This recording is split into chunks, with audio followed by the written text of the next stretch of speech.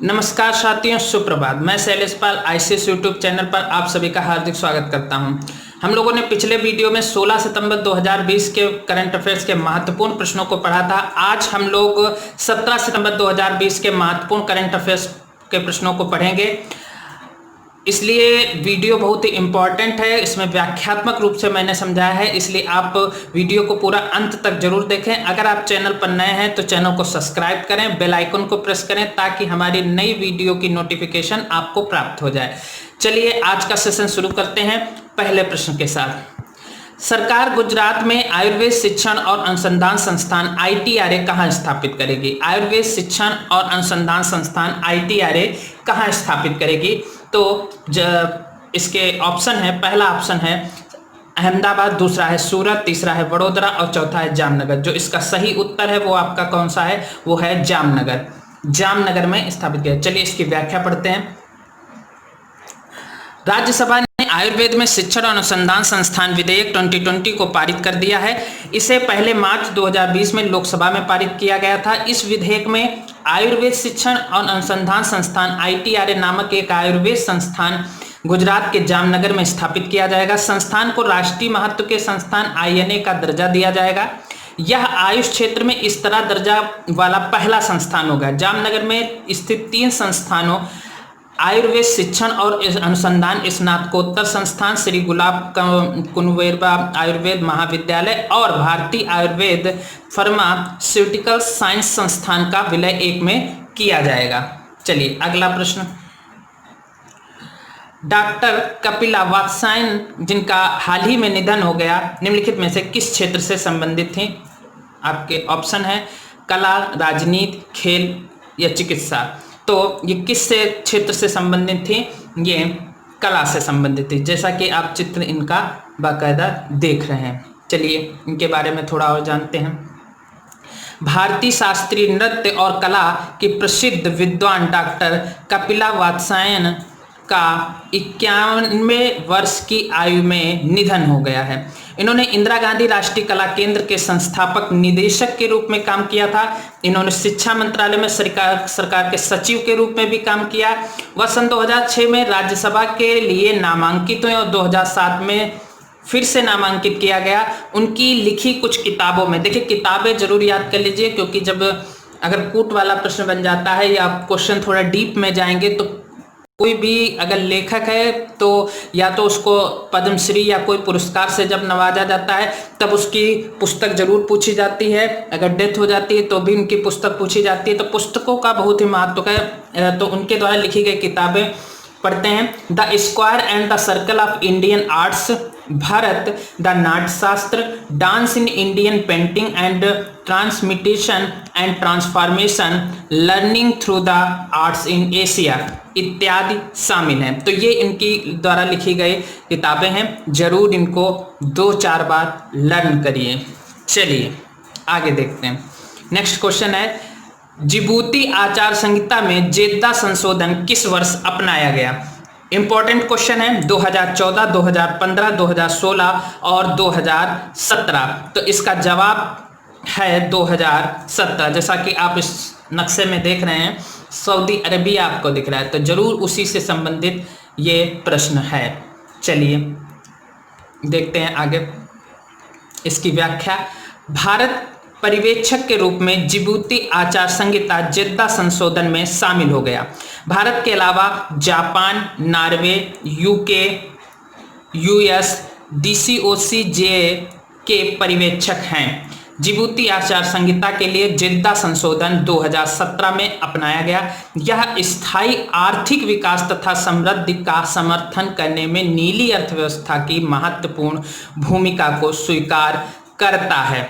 ठीक है, तो इसमें भारत के अलावा जापान है, नॉर्वे है, UK है और US है। चलिए आगे देखते हैं क्या है जिबूती आचार संहिता। इसकी स्थापना 2 जनवरी 2009 में हुई थी। बिल्कुल ध्यान कर लीजिए, जनवरी 2009 में जिबूती आचार संहिता की स्थापना हुई थी। यह लाल सागर, अदन की खाड़ी, अफ्रीका के पूर्वी तट और हिंद महासागर क्षेत्र में द्वीप देशों से सटे हुए देशों का समूह है। इसमें सदस्य कितने हैं? 20 देश हैं। इसमें कितने देश हैं, 20 देश हैं, और इसका उद्देश्य क्या है? हिंद महासागर के क्षेत्र में अदन की खाड़ी और लाल सागर में समुद्री सुरक्षा सुनिश्चित करना है। यही जिबूती आचार संहिता है। चलिए नेक्स्ट क्वेश्चन। रक्षा प्रौद्योगिकी और व्यापार पहल DTTI समूह की 10वीं बैठक हाल ही में निम्नलिखित में से किसके बीच हुई? ठीक है, रक्षा प्रौद्योगिकी और व्यापार पटल DTTI समूह की 10वीं बैठक, कौन सी 10वीं बैठक किसके बीच हुई है? झंडों से आप अंदाजा लगा सकते हैं, भारत का झंडा आपको दिख रहा है और भारत के साथ साथ में किसका झंडा दिख रहा है? अमेरिका का। तो भारत और अमेरिका इस प्रश्न का सही उत्तर है। चलिए इसकी व्याख्या देखते हैं। रक्षा प्रौद्योगिकी और व्यापार पहल DTTI समूह की 10वीं बैठक वर्चुअल माध्यम से भारत अमेरिका द्विपक्षीय रक्षा सहयोग के हिस्से के रूप में आयोजित की गई थी। DTTI समूह की बैठकें भारत और अमेरिका के बीच साल में 2 बार, कितनी बार? 2 बार वैकल्पिक रूप से आयोजित की जाती है। DTTI के तहत 4 संयुक्त कार्य समूह स्थापित किए गए हैं जो जल, थल, वायु, विमान वाहक पोत से संबंधित प्रौद्योगिकी पर आधारित हैं। तो 2 बार साल में होती है। 10वीं बैठक थी भारत और अमेरिका के बीच। चलिए आगे देखते हैं। DTTI समूह का लक्ष्य रक्षा उपकरणों के सह उत्पादन तथा सह विकास के अवसर पैदा करना है। बैठक के दौरान रक्षा प्रौद्योगिकी सहयोग पर बातचीत को मजबूत करने और विस्तृत योजना बनाने और औसत दर्जे की प्रगति करने के लिए आशय के वक्तव्य पर हस्ताक्षर किए जाते हैं, स्टेटमेंट ऑफ इंटेंट। ठीक है, चलिए अगला क्वेश्चन देखते हैं। लोकसभा सांसद बल्ली दुर्गा प्रसाद राव गुरु का हाल ही में निधन हो गया। वह निम्नलिखित में से किस राज्य से थे? आंध्र प्रदेश, तमिलनाडु, तेलंगाना, केरल। जैसा कि आप इनका चित्र देख रहे हैं, सांसद बल्ली दुर्गा प्रसाद राव गुरु, तो इनका निधन हो गया है। किस राज्य से संबंधित थे? तो ये बहुत इंपॉर्टेंट क्वेश्चन है। आंध्र प्रदेश से संबंधित सांसद थे। चलिए इनके बारे में थोड़ा और जानते हैं। तिरुपति के लोकसभा सांसद दुर्गा प्रसाद राव गुरु का 65 वर्ष की आयु में निधन हो गया। उन्होंने आंध्र प्रदेश की प्रगति के लिए बहुमूल्य योगदान दिया। उन्होंने अविभाजित आंध्र प्रदेश में चंद्रबाबू नायडू कैबिनेट में स्कूल शिक्षा मंत्री के रूप में भी कार्य किया था। चलिए अगला क्वेश्चन। 17 सितंबर 2020 को पहले विश्व रोगी सुरक्षा दिवस के लिए विषय क्या है? तो 17 सितंबर को विश्व रोगी सुरक्षा दिवस मनाया जाता है। तो उसका जो है विषय क्या था? पहला है सुरक्षित स्वास्थ्य कार्यकर्ता, सुरक्षित मरीज, रोगी की सुरक्षा को बढ़ावा देने के लिए तत्काल कार्रवाई, स्वास्थ्य कार्यकर्ता सुरक्षा, रोगी सुरक्षा के लिए एक प्राथमिकता, अस्पतालों में असुरक्षित देखभाल को खत्म करना। तो इसका सही जवाब आपका है ऑप्शन नंबर सी, स्वास्थ्य कार्यकर्ता सुरक्षा, रोगी सुरक्षा के लिए एक प्राथमिकता। तो चलिए पढ़ते हैं विश्व रोगी सुरक्षा दिवस के बारे में। तो विश्व रोगी सुरक्षा दिवस 17 सितंबर को मनाया जाता है। सार्वजनिक जागरूकता बढ़ाने और मरीजों की सुरक्षा को बढ़ावा देने के लिए वैश्विक कार्रवाई के लिए 17 सितंबर 2020 को पहला विश्व रोगी सुरक्षा दिवस मनाया जा रहा है। 29 मई 2019 को 72वीं विश्व स्वास्थ्य सभा ने 17 सितंबर को प्रतिवर्ष विश्व रोगी सुरक्षा दिवस मनाने का संकल्प लिया, यानी कि पिछले साल से ही ये प्रारंभ हुआ है। यह दिन एक वैश्विक स्वास्थ्य प्राथमिकता के रूप में रोगी की सुरक्षा को मान्यता देता है और सभी देशों को हितधारकों द्वारा रोगी सुरक्षा में सुधार के लिए कार्रवाई के लिए कहता है। तो विश्व रोगी सुरक्षा दिवस 17 सितंबर याद रखिए। चलिए आगे और देखते हैं इसके बारे में। कम और मध्यम आय वाले देशों के अस्पतालों में असुरक्षित देखभाल के कारण हर साल 134 मिलियन प्रतिकूल घटनाएं होती हैं, जो सालाना 2.6 मिलियन मौतों का में योगदान करती हैं। 10 में से 4 मरीज को प्राथमिक एम्बुलेटरी सेटिंग में नुकसान होता है।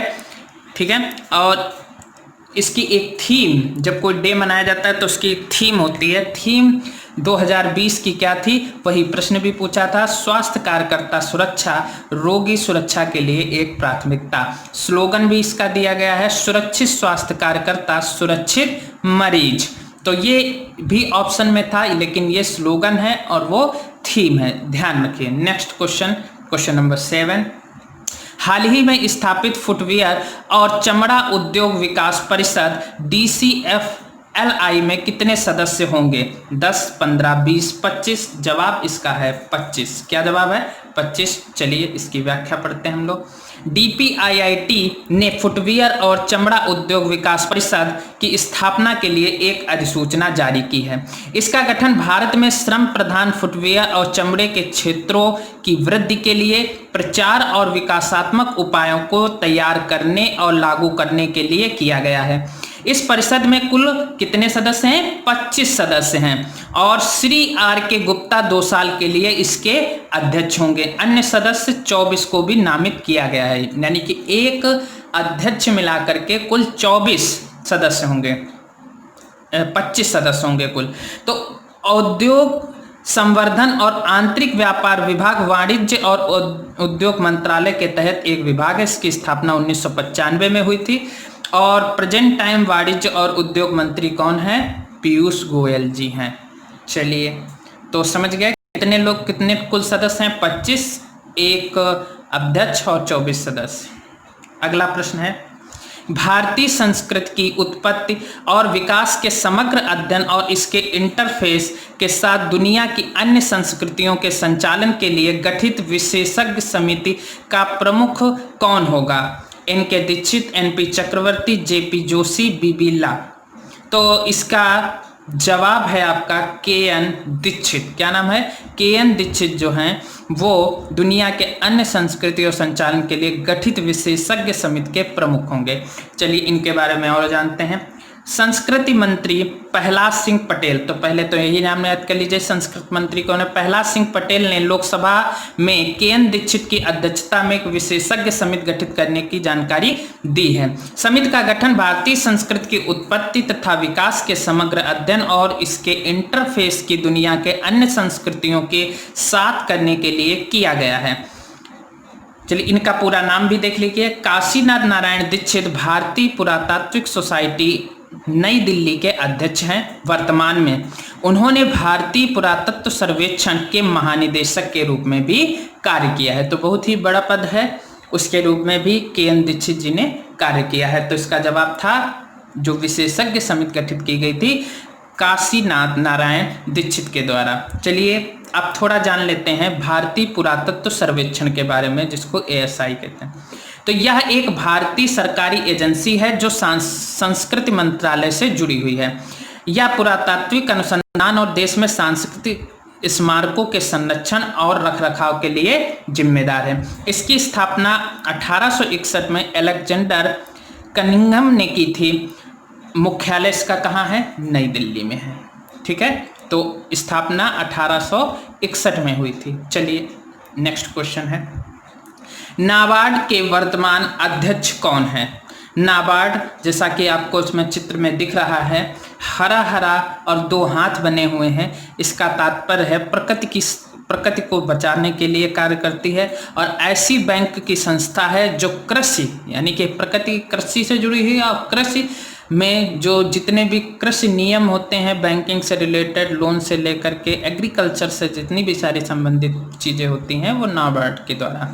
तो उसके वर्तमान अध्यक्ष कौन है? GC Murmu, R चिन्नथला, RN Ravi, Vinod Kumar Yadav. तो इसका जो सही जवाब है आपका R चिन्नथला है।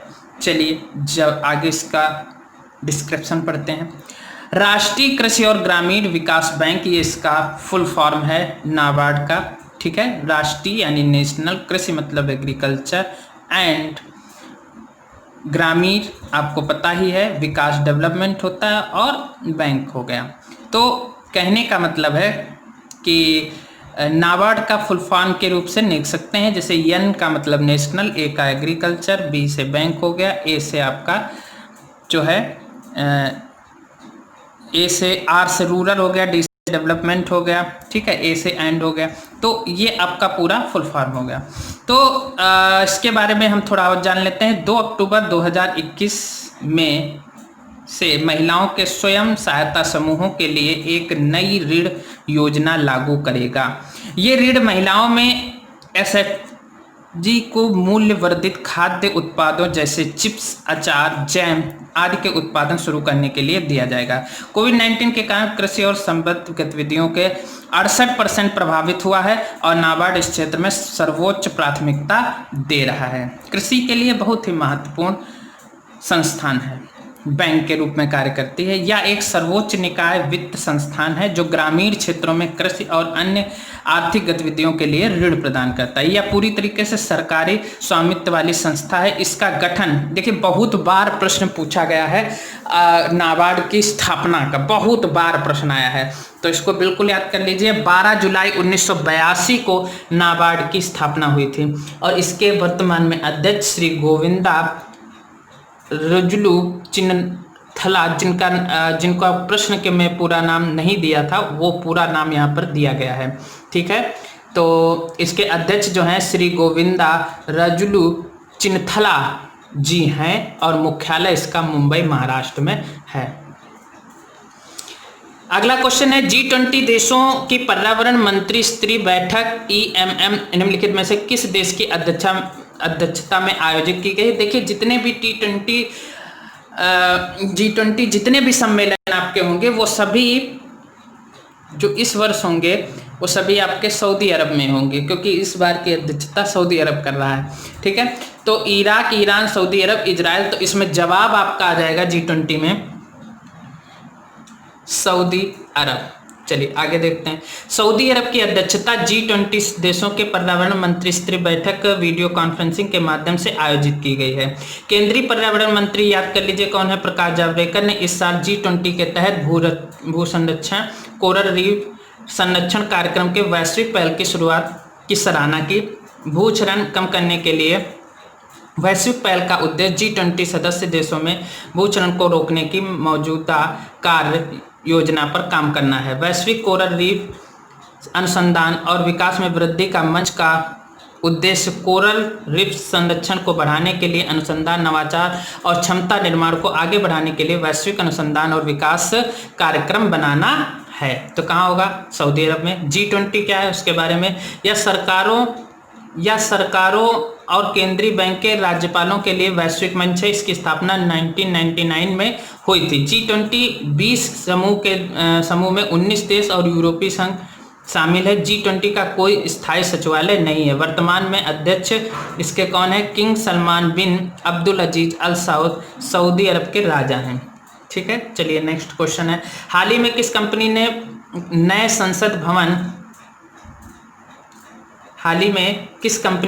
संसद भवन को बनाने का ठेका 861 करोड़ रुपए की बोली लगा करके हासिल किया है। Tata project limited. इसका जवाब क्या हो गया, टाटा प्रोजेक्ट लिमिटेड। चलिए पढ़ते हैं इसके बारे में। टाटा ग्रुप को नया संसद बनाने का कॉन्ट्रैक्ट मिल गया है। यह कॉन्ट्रैक्ट टाटा को 861.9 करोड़ रुपए में मिला है। बता दें कि संसद बनाने के लिए मिलने वाले ठेके की रेस 7 कंपनियों ने बोली लगाई थी। प्रोजेक्ट्स के 1 साल में पूरे होने की संभावना है। CPWKD ने नए संसद भवन के निर्माण में 940 करोड़ रुपए की लागत आने का अनुमान जताया था। तो कौन बनाएगा, टाटा प्रोजेक्ट लिमिटेड। नेक्स्ट है, हाल ही में चीन से किस देश के राजदूत टेरी बॉनस्टेड ने अपना इस्तीफा दे दिया है। जवाब आपका आ गया अमेरिका। अमेरिका के राजदूत ने चीन इस्तीफा दे दिया है। ठीक है, चीन से अमेरिका के राजदूत टेरी बॉनस्टेड ने अपना पद से इस्तीफा दे दिया है। टेरी पिछले 3 साल से बीजिंग में थे। बताया जा रहा है टेरी नवंबर में होने वाले अमेरिकी राष्ट्रपति चुनाव से पहले स्वदेश लौट जाएंगे। अमेरिकी राजदूत का इस्तीफा ऐसे समय पर होने जा रहा है जब दोनों देशों के बीच में कई मोर्चों पर तनाव चरम पर है। अगला प्रश्न, हाल ही में किस देश में अपने सभी लोगों को मुफ्त कोरोना वैक्सीन देने की योजना जारी की है। तो वो देश कौन सा है, नेपाल, बांग्लादेश, भारत, अमेरिका में। तो वो देश है अमेरिका। अमेरिका ने अपने सभी लोगों को मुफ्त कोरोना वायरस वैक्सीन देने की योजना जारी की है। राष्ट्रपति डोनाल्ड ट्रंप के प्रशासन ने कोविड-19 के टीकों को लेकर अपनी योजना का खुलासा करने के साथ में इस पर भी काम शुरू कर दिया। इसके तहत देश में सभी नागरिकों को टीका मुफ्त में मिलेगा। वैक्सीन के वितरण में पेंटागन के सभी सक्रिय सदस्य के रूप में शामिल होगा। नागरिक स्वास्थ्य कर्मी ही वैक्सीन का टीका लगाएंगे। तो इसका जवाब कौन सा हुआ? अमेरिका। नेक्स्ट क्वेश्चन है एडीबी, एशियाई विकास बैंक, ठीक है, एशिया डेवलपमेंट बैंक द्वारा किसको भारत के लिए नए कंट्री डायरेक्टर नियुक्त किया गया है? तो राहुल सचदेवा, टेको कोनिशी, अनिल त्यागी, मोहन अग्रवाल। तो इसका जवाब है टेको कोनिशी। चलिए पढ़ते हैं इनके बारे में।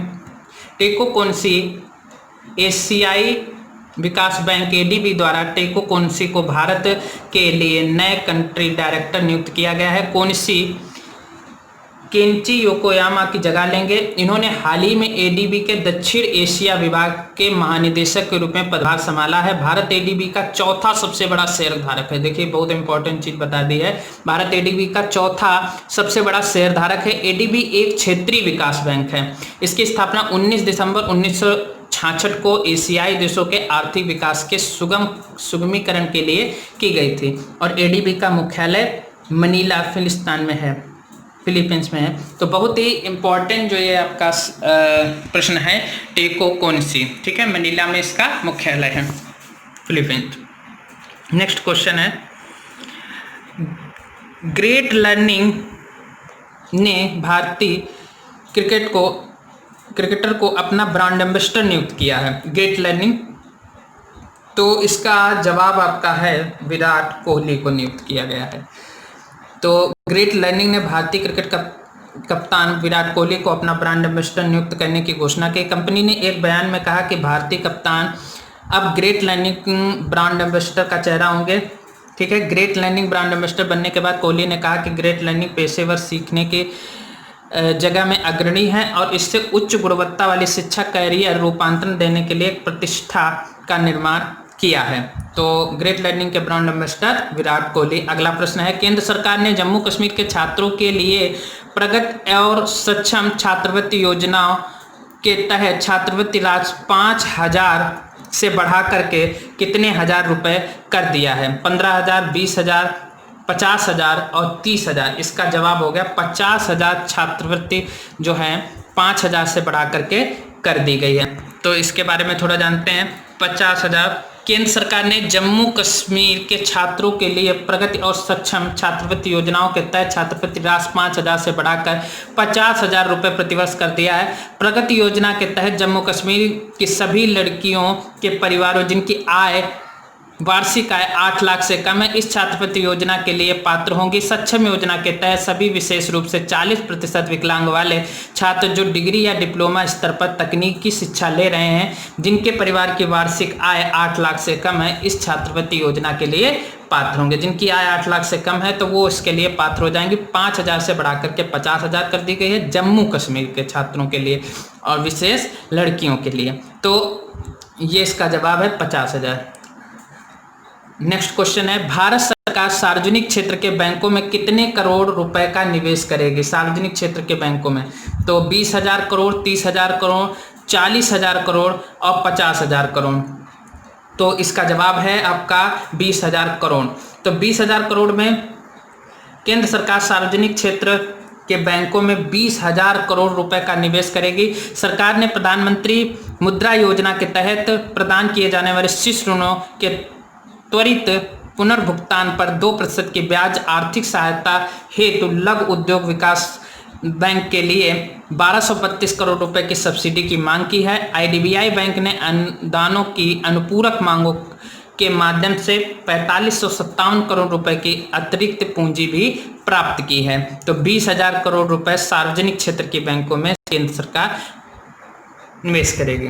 तो अगला रिवीजन क्वेश्चन है। रिवीजन क्वेश्चन का मतलब हुआ कि आप इसको पहले पढ़ चुके हैं। अंतर्राष्ट्रीय लोकतंत्र दिवस, ठीक है, इंटरनेशनल डे ऑफ डेमोक्रेसी निम्न में से किस दिन मनाया जाता है? जवाब आपके हैं 10 मार्च, 12 जुलाई, 18 सितंबर, 15 18 अगस्त 15 सितंबर। तो हाल ही में मनाया गया है, हाल ही में मनाया गया है, तो कौन सा जवाब आ जाएगा? 15 सितंबर को जो है अंतर्राष्ट्रीय लोकतंत्र दिवस मनाया जाता है। ठीक है, 2008 में इसकी शुरुआत हुई थी।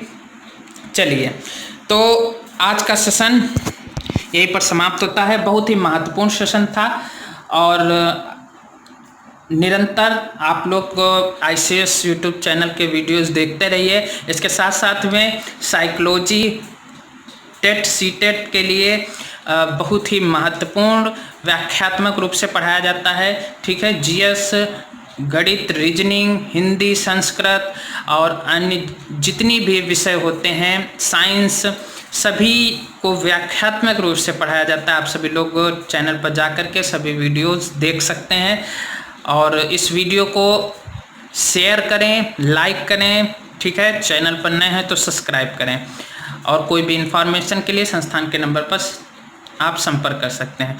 बहुत बहुत धन्यवाद आप सभी को। नमस्कार।